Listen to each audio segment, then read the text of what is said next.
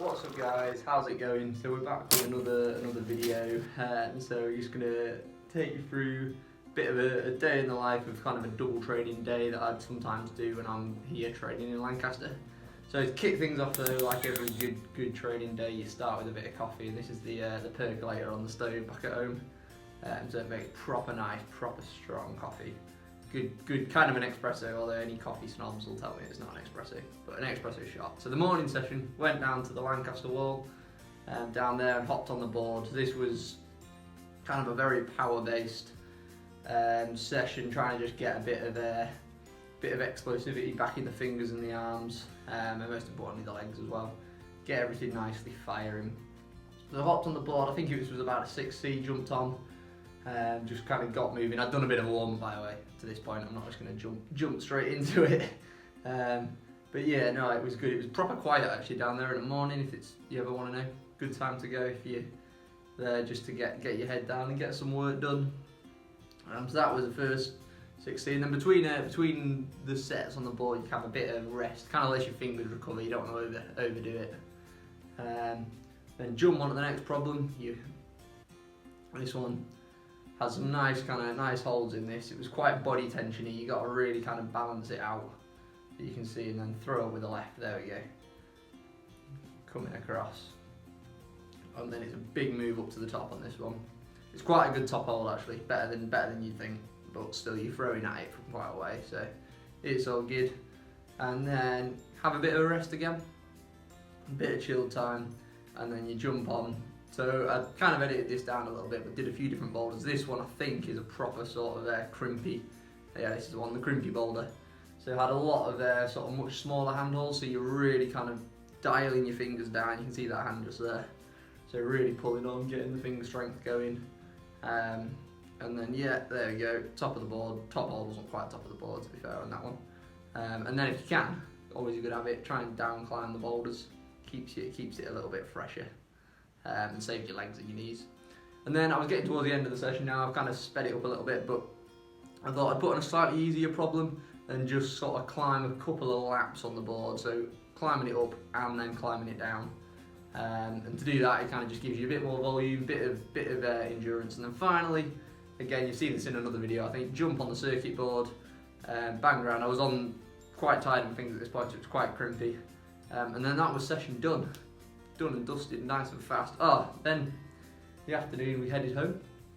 I headed back up north towards where my mum was, and it was absolutely pissing it down the entire day. Look at this river, oh my god, it's crazy. A lot of water in it. That's the River Leven, by the way, if anyone knows where that is. Shout out if you've ever paddled it.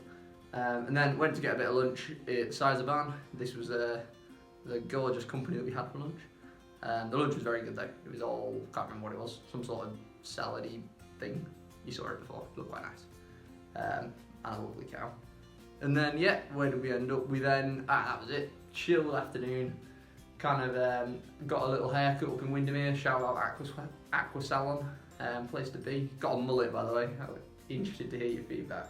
And then, yeah, the evening sessions. This is the second part of my training today. Headed up to Kendall Wall since I'd gone back that way, to do a bit more endurance-y style stuff. So this is jumping on the auto belay. People haven't used an auto belay before. Basically, there's a big kind of ratchet at the top of the wall, big pulley. As you climb up, the rope kind of gets wound in, and then it lowers you down slowly. If you pop off or when you get to the top.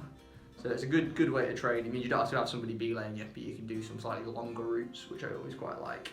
So this was the pink that I'm on now, 6C, I think, something like that. It was quite good. It was quite laid back. You had to put in a lot of